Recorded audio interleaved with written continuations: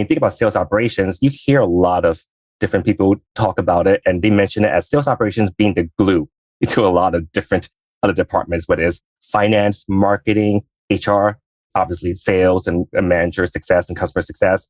But what is the shape of glue? It's amorphous. And because of that, you have to adapt and dynamize, but you can't have a particular function. You can't have a particular department be amorphous and undefined and just purely structured as reactive. Given that, the few structures you do have in place have to be pillars. One where they're stable and the core concept, identifying things, and I'm just going to spitball here, like identifying your core KPIs, your sales activity, your pipelining. Those are some things that are just key fundamentals within the status of what makes sales operations both nimble and amorphous, but the glue that holds things together.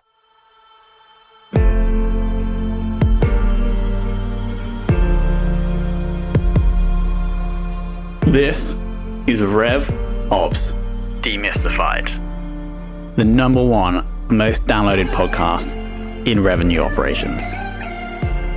We invite the brightest minds in RevOps onto the show to deconstruct the what, why, and how behind rep productivity, forecasting, metrics, and all things revenue. This podcast is brought to you by Ebster, a revenue intelligence platform used to identify risk in the pipeline and score customer engagement.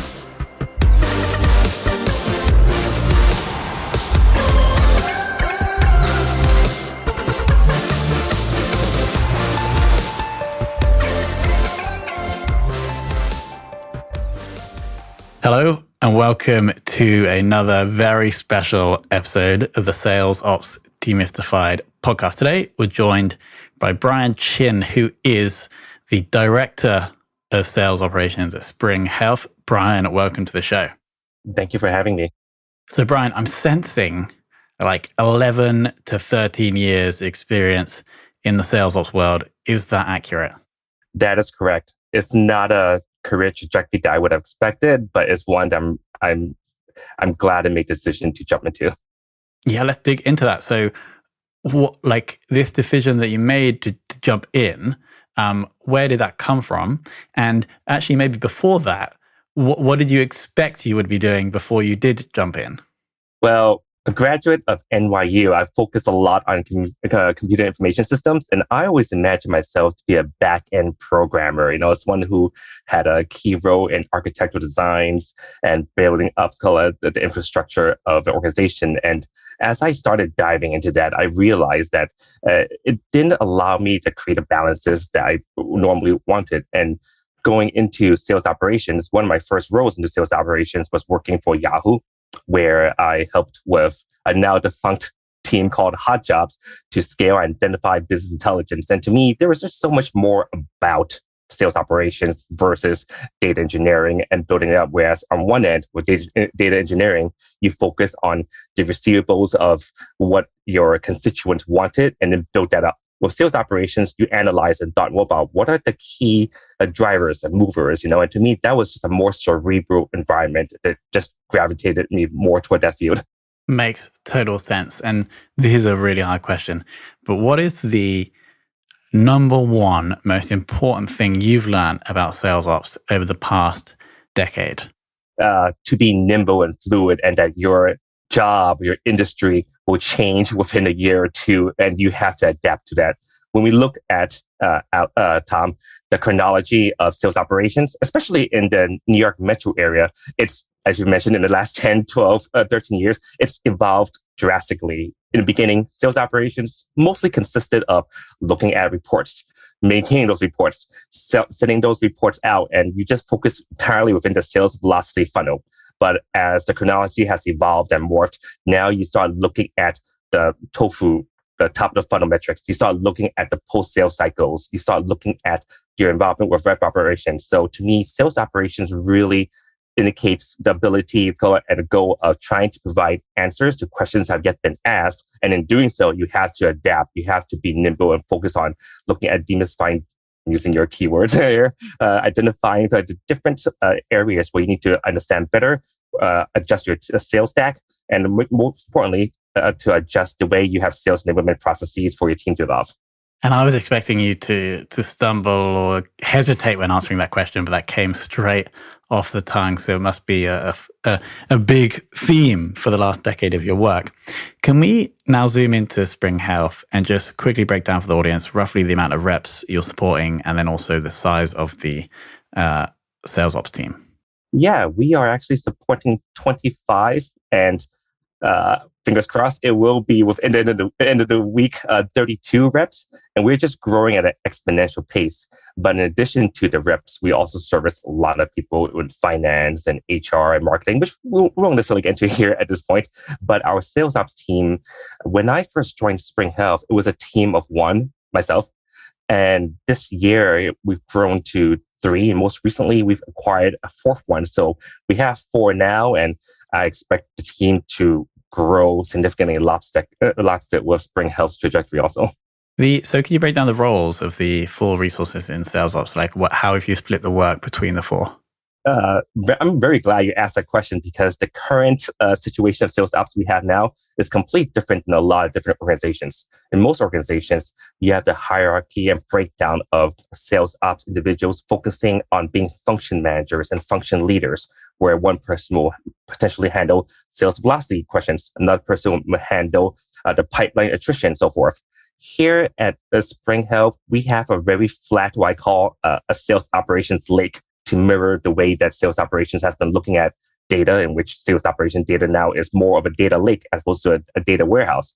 And in that regards, we have one person who focuses a lot on the back end, the architecture, working with the peer sales operation and enablement of Salesforce. Myself and another individual, we're the generalists, so to speak, and we manage high-level strategy to identify sales capacity and a lot of levers. And our newest hire will focus on more involvement with our revenue operations and financial analysis of that. And what's great about this is we built a redundancy program where we make sure that not only are we masters of one area, but we try to learn from each other and we try to rotate these roles on a quarterly basis and cadence. Incredible. I'm always interested in new ways of working. For some reason, I just find that absolutely super interesting. And hopefully Alex is going to dig more into those details as we move forward in the interview. What would you say right now at Spring Health is your biggest sales ops challenge? Right now, we are focusing on identifying sales capacity because Spring Health has recently secured a Series C of funding of $190 million. We're growing tremendously and going exponentially high. We were recently valued at a $2 billion valuation.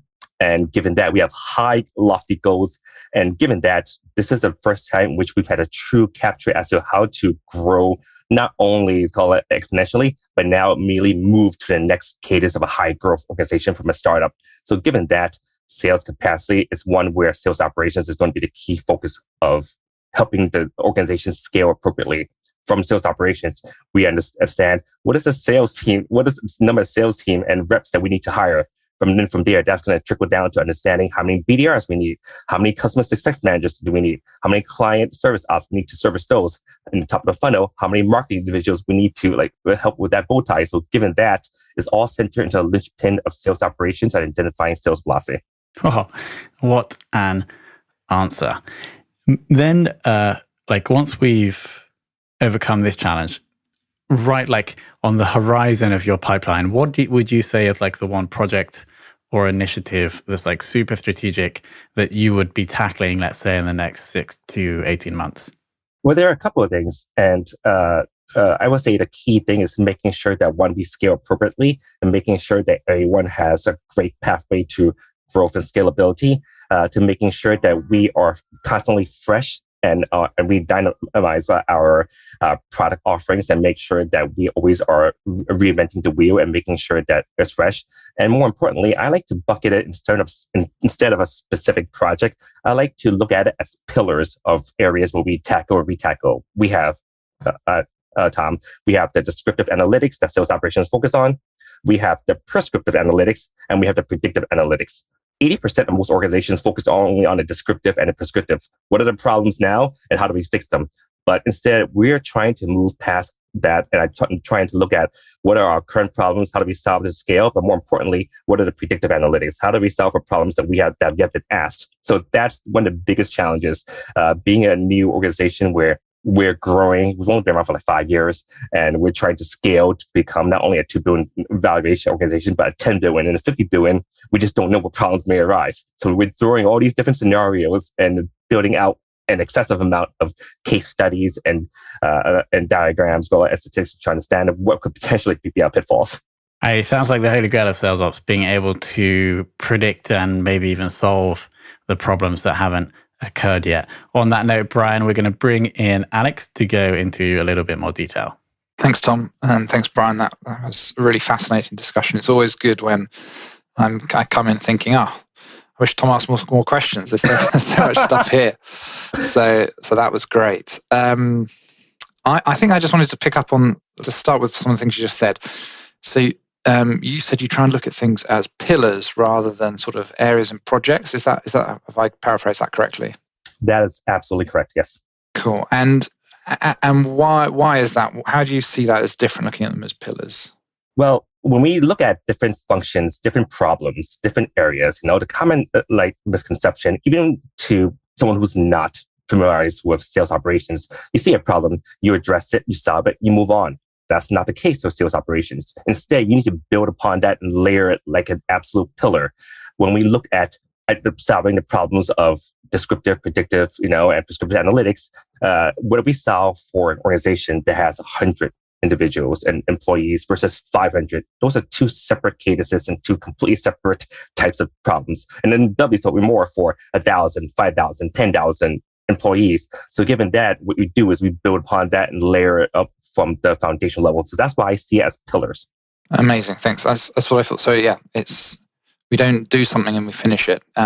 It's an ever evolving build, and you're sort of getting to new layers of, complexity or value that you're delivering in those areas. And I guess it reminds me, on the start, as you said, that the field is ever changing. So even if the company is in the same sort of size bucket as it was before, what was right for a year ago may not be right anymore. Absolutely, Alex. And when you think about sales operations, you hear a lot of different people talk about it, and they mention it as sales operations being the glue to a lot of different other departments, whether it's finance, marketing, HR, obviously sales and manager success and customer success. But what is the shape of glue? It's amorphous. And because of that, you have to adapt and dynamize. But you can't have a particular function. You can't have a particular department be amorphous and undefined and just purely structured as reactive. Given that, the few structures you do have in place have to be pillars. One where they're stable and the core concept, identifying things, and I'm just going to spitball here, like identifying your core KPIs, your sales activity, your pipelining. Those are some things that are just key fundamentals within the status of what makes sales operations both nimble and amorphous, but the glue that holds things together. Thanks, Pat. Yeah, really helpful. I love the idea of the glue, as you said, that's really flexible, but also the pillars that are sort of rigid and being set. And there's the idea, that you don't want to be completely reactive, because anytime you're reactive, that's you're not adding the most value you can be. So being able to be proactive as well, which also I guess ties into what you're talking about with your sort of predictive analytics. And would you be able to share a bit more about the sort of areas that you've been trying to work on with predictive analytics? Yeah. So when we talk about, let's backtrack a little bit, let's talk about descriptive and prescriptive, and this may not apply to everything, but I would say that it applies about 80% of what I've personally experienced in my career. When we look at like descriptive analytics, the key things that we can bucket into are the rules of 5s and 3s. The 5 key descriptive analytics are like your sales velocity KPIs, your sales activity overall, like how many calls it made and so forth, your pipelining, your segment and vertical like analyses as you break things down, and then your revenue analyses. All of those are descriptive analytics that, are you addressed as what is the landscape? What is the problem? What is the situation? And then to solve those, you have the predictive, that match them, the trend analysis for the KPIs, the sales effectiveness and efficacy, of sales activity, your gap analysis and your forecasting, for your pipelining situation. How do you look at behavioral targeting and insights for your segment analysis and your go-to-market analysis for your revenue? Those are the areas that a lot of companies look at as descriptive. And these are the ones where they're prescriptive, which they provide reports, KPRs, and cadences. But that handles your problem now and in the near future. For predictive, you want to dive forward into from your sales velocity KPIs, and your trend analysis. How does that handle automation and dashboarding, in which you have all the answers at your hand? From your sales activity and such, you understand how does it dive into the DNA insights of what is a prototypical superstar hire employee versus that of your average. What are the key things and differentials that solve that? From your pipeline, you look at what is the average account lifecycle, product analysis, and what are the ways that you massage an account to grow into that superstar whale. And like for your behavioral targeting analysis, what do you look at for marketing intelligence? How do we feed the tofu top of funnel index? And then lastly, the most important of all, from your revenue analysis to your go-to-market analysis is your strategic innovation, which means you just repeat the process over again on a different scale. So when we look at predictive analytics, it's really based upon things like what is the automation that we have at hand? What is the DNA of the great employee or the sales rep? What is the average account lifecycle? And how do we make sure that those two are married together? And then with market intelligence and strategic innovation, then we identify the holistic health of what is a potential future of our scalability. And then we repeat that process and exciting adventure over again. Amazing. Thank you. That was very comprehensive. And I just wanted to pull in one more thing from it, because you said, analyze what makes that fantastic, that great employee. Can you just explain again what you do with that? Is that so you can try and help replicate and skill others up, or is that what is the goal of understanding that the ideal employee? Well, it begins with making the best fit and the best hire. And I'm not saying that certain potential applicants aren't good or bad, but it's just a matter of right fit, Alex. What are the different areas of the organization that can provide for an employee, and what are the different strengths that we can use to leverage? We try to identify what are people's best working habits, how they work with their sales efficacy, how they work with their sales stack, and to make sure that they have the best onboarding experience. To me, part of sales training is just the onboarding experience. There's nothing more replicable than that. And having that great onboarding experience really helps and rep understand the business model as well as the product itself. So that way they know it at the back of their hand. And then from there to understand what can we do to leverage the success. A lot of sales organizations will put people to high quotas, throw them into the fire, and they don't produce, then they can't. That to me is inexcusable. Everyone who's hired has a great core innate talent, and if they're not a right fit, then we have a good discussion about what we can do to massage those areas and improve that. For those superstar levers who proactively go out and they do X, Y, and Z that's above and beyond the call of duty that's not identified within the sales role, those are the ones we want to identify. What are key habits? How much time they're spending, on their marketing? How much time they're spending on their prospecting? What are the different leadership traits that everyone from the top down can have? So that way we have this collaborative pool of leadership traits, leadership skills, and leadership expertise that we can spread around and make sure that everyone is elevated. Because within a sales role, it's not just having these reps try to hit the quotas and markers and so forth. Is looking at how do we make them grow to make sure that they're leveraged the best, love what they do, and to make sure that they're looking at this as a pathway and elevation to the next roles as well. Great, thank you. Really, really comprehensive, and I really like that idea of looking to get the most out of your people, so build out, train them up, and as you said, taking charge of all those enablement pieces to really not just have these great processes and provide all the analytics, but to make sure that the actual machine is turning and working as designed. And that really brings me on to what you were talking about your own team earlier, and just when you mentioned about rotating roles on a quarterly basis, and Tom flagged it to me, but it had already made my ears perk up. I'm really interested for you just to explain a little bit how you try and balance that, being both specialists but also generalists, and having that redundancy among the team. Yeah, so if we were to take a step back anyone who jumps into a sales operation role, like they come into it because they love data. That's, they love data. They're data geeks, they're data nerds, they love insights, they love having that input, of how do we grow an organization. But given that, you don't want to be siloed. And because, as I mentioned, that sales operation requires someone to be very nimble, it's a tough task to ask someone to be in a sales ops role, managing X, Y, and Z. But on the flip side, being able to teach themselves A, B, and C. It's no secret that 10, 15 years ago, Salesforce wasn't as prevalent then as it was now. Back in the past, you had even the sales stack, Excel, Access. Those were the OGs, of sales operations. Now we have so many things: Tableau, Salesforce. So even on the tech end alone, you need a lot of teaching and education. And you could take doing courses, and I'm not knocking those out. But to me, I've always found that the best experience is working hands-on with your colleagues to better understand what is the application of this sales tax for the strategic initiative, for the strategic project. So that way you could see the throughput and impact of how that rolls out, whether in some cases, whether it's, for example, sales capacity, whether it's revenue growth, whether it's redesigning territorial mapping, and having that role, we try to appeal to each other's strengths where we settle in.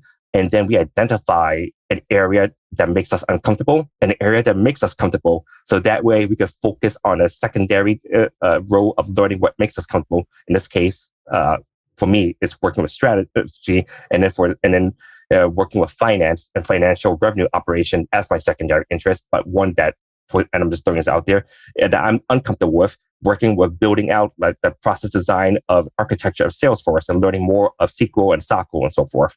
So that just helps us have a holistic blend of greater skill sets altogether. And we know that being in the real world, where we have been, especially nowadays, where we need a lot of great mental health breaks, and so that we don't burn out at both ends, we need to take a step back. And given that, when there's a function expert and a function specialist missing, that can throw out the dynamic of the cog of the great machine and wheel. So being that we need someone who also wants to step in and understand our role. So we want a situation where our sales operations team is a clear sales operations lake in which anyone can step in, understand more, and overall, for the career as an additional function, just grow better as an individual and just learn more holistically. Amazing. Again, just a really human and a really attractive kind of working environment where, your career development is obvious because actually you're getting to do as many things as you want, as often as you want. And actually there's plenty of challenge and change day to day. Because again, what does a data geek want? They want more problems to go and solve, and doing the same thing again and again is going to get a bit of a drag. So actually having new and exciting things to keep doing is going to be a great place to develop. Absolutely. I actually give my team call like a stretch goal in which like maybe 2 quarters down, 3 quarters down, think of your most bizarre, fantastical stretch goal that you have that's not necessarily related to sales operations. And let's think about that massage. And that gives people an opportunity to explore different areas where they would normally have done in such a musical manner. Cool. And then last question from me. Again, you said just how quick changing the whole sort of revenue sales operations environment is. Are there any kind of new changes that you've seen or changes you think are coming? Any sort of general insight that you want to share with us? Oh, that's a tough one. That's probably the first question that's made me like stop and pause for a second. I think it's important, especially in the way sales operation is reactive to their own internal stakeholders, which is sales, finance, marketing, and to be cognizant of the fact that you're going to be reactive on a secondary basis of how your other sales teams and reps are going to be reactive to the changing environment. We've seen how the global scape has changed significantly in the past 2 years. And given that, there's a big bifurcated discussion. Do you want to focus on making sure we're going down this route, of having some wild chaotic changes? Do we want to go down the other route of making an assumption that things will go back the way they are, pre-COVID? So that's one of the ways where a lot of sales operations leaders are at the loggerheads. To me, I think it's best to embrace the two and prepare for both bifurcated views and shifts. Amazing. Thanks very much, Brian. Tom, do you want to come back and rejoin us? Relentless answers from Brian. No pauses at all. But now, the most important question of the show. Who in the world of sales ops would you most like to take for lunch? Oh God. Can I give two answers? Yes, we will permit that. Okay, there's two individuals that I've been a big fan of. Never met them, but I've been keeping track of their trajectory. One is Brian Kelly from Snowflake, and he has just a tremendous trajectory of making sure that they're dynamized insights and making his organizations just grow and scale rapidly. And then the other is a bit of a legend of Akira Mamizuka. He is the VP of Global Sales Ops at LinkedIn, exactly. And he is someone who, when you look at the inception of LinkedIn, and where it is now, and you may not have joined right at the beginning, but so all the different landscape changes and hurdles that he's had to encounter are just mind-blowing. So yeah, we had Akira on a few episodes ago. Awesome interview.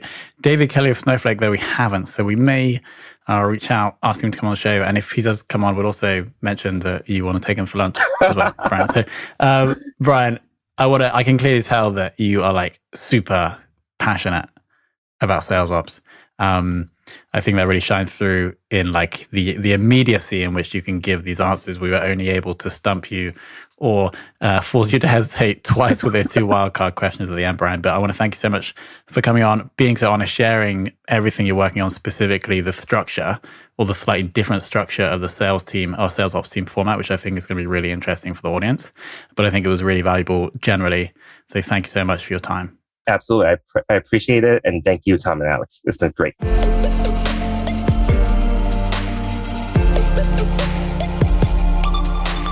Thank you for listening to this episode of RevOps Demystified. If you're listening on a podcast listening application, please follow, rate, and review the show. And if you have any questions about the show, can recommend a guest, or just want to learn more about RevOps or Ebster, hit us up at podcast@ebster.com.